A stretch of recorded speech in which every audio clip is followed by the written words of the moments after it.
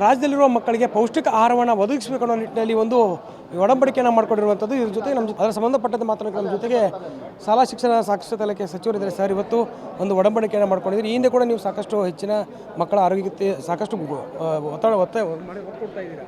ಎಲ್ಲ ಶಿಕ್ಷಣದ ಜೊತೆಗೆ ಪೌಷ್ಟಿಕತೆ ಬಹಳ ಮುಖ್ಯ ಆಗ್ತದೆ.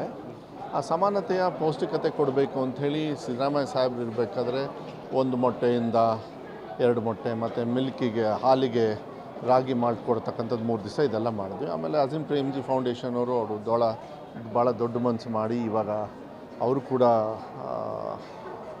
ವಾರದಲ್ಲಿ ಇನ್ನೂ ಉಳ್ಕಿ 4 ದಿವಸಕ್ಕೆ 3 ವರ್ಷಕ್ಕೆ ಕೊಡ್ತೀನಿ ಅಂತ ಹೇಳಿದ್ದಾರೆ. ಅದು ಬಹಳ ಮುಖ್ಯ. ಆದಷ್ಟು ಬೇಗ ಮಕ್ಕಳಿಗೆ ಅದನ್ನ ತಪ್ಪಿಸ್ತಕ್ಕಂಥ ವ್ಯವಸ್ಥೆ. ಪೌಷ್ಟಿಕತೆ ಇದ್ದರೆ ವಿದ್ಯಾಭ್ಯಾಸಕ್ಕೂ ಕೂಡ ಅನುಕೂಲ ಆಗ್ತದೆ. ಮಕ್ಕಳಿಗೆ ಸಮಾನತೆ ಬರಬೇಕು. ಒಂದೇ ಸಮಾನತೆ ಇದ್ದಾಗ ಒಂದು ಒಳ್ಳೆಯ ಬೆಳವಣಿಗೆನೂ ಕೂಡ ಆಗ್ತದೆ. ಅದು ಒಳ್ಳೇದಾಗಲಿ ಅಂತಕ್ಕಂಥ ನಿಟ್ಟಿನ ಮೇಲೆ ಮಾಡ್ತಾಯಿದ್ವಿ. ಸರ್, ನೀವು ಮಿನಿಸ್ಟರ್ ಆದ ಮೊದಲು ಒಂದು ದಿನ ಅಷ್ಟೇ ಕೊಡ್ತಾಯಿದ್ರು, 2 ದಿನಕ್ಕೆ ಹೆಚ್ಚಿಸಿರಿ, ಇವತ್ತು 6 ದಿನಕ್ಕೆ ಹೆಚ್ಚಿಸ್ತಾ ಇದ್ರಿ. ಮಕ್ಕಳಿಗೆ ಇದನ್ನು ಯಾವ ರೀತಿ ಸದುಪಯೋಗ ಮಾಡ್ತಾರೆ? ಎಲ್ಲ ಕಡೆಯೂ ಸದುಪಯೋಗ ಮಾಡ್ಕೋತಾರೆ. ಎಲ್ಲ ಥರದ್ದು ನಾವು ಬಡವರು ಈ ಜಾತಿ ಆ ಜಾತಿ ಅಂತ ಹೇಳಲ್ಲ. ಎಲ್ಲರಿಗೂ ಒಂದೇ ಥರದ ಒಂದು ಸಮಾನತೆಯ ಶಿಕ್ಷಣ ಇರಬೇಕು, ಸಮಾನತೆಯ ಊಟದ ವ್ಯವಸ್ಥೆ ಇರಬೇಕು. ಎಲ್ಲ ಥರದ ವ್ಯವಸ್ಥೆ ಇದ್ದಾಗ ಅದು ಅರ್ಥ ಬರ್ತದೆ.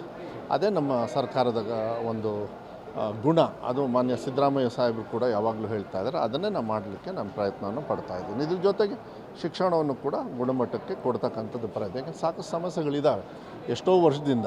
ಈ 1 ವರ್ಷದೊಳಗೆ ಕೆಲವು ಬದಲಾವಣೆ ಮಾಡಿ ಇನ್ನೂ ಒಳ್ಳೆ ರೀತಿಯಲ್ಲಿ ಬದಲಾವಣೆ ಮಾಡ್ತಕ್ಕಂಥ ವ್ಯವಸ್ಥೆ. ಸರ್, 1.5 ವರ್ಷ ಆಯಿತು. ಹಿಂದೆ ಕೂಡ ಸಾಕಷ್ಟು ಈ ಸಮಸ್ಯೆಗಳಿದ್ವು. ಅವೆಲ್ಲವೂ ಕೂಡ ಇವಾಗ ಪರಿಹಾರ ಸಿಗುವಂಥ ಕೆಲಸ ಆಗ್ತಾಯಿದೆ. ಇನ್ನೇ ಸದನದಲ್ಲೂ ಕೂಡ ಚರ್ಚೆ ಆಯ್ತು ಸರ್. ಹೌದು, ಚರ್ಚೆ ಆಯಿತು. ಒಳ್ಳೇದಾದರೆ ಒಳ್ಳೇದಲ್ಲ, ಎಲ್ಲರಿಗೂ ಮಕ್ಕಳಿಗೆ ಒಳ್ಳೇದಾದರೆ ಸಾಕು. ರೈಟ್.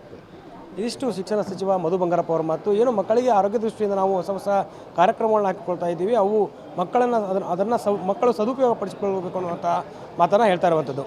ಕ್ಯಾಮರಾ ಪರ್ಸನ್ ಯುವರಾಜ್ ಜೊತೆ ದುರ್ಗೇಶ್ ನಾಯಕ, guarantee news, Bengaluru. Guarantee news, ಸುದ್ದಿ ಖಚಿತ, ನ್ಯಾಯ ನಿಶ್ಚಿತ.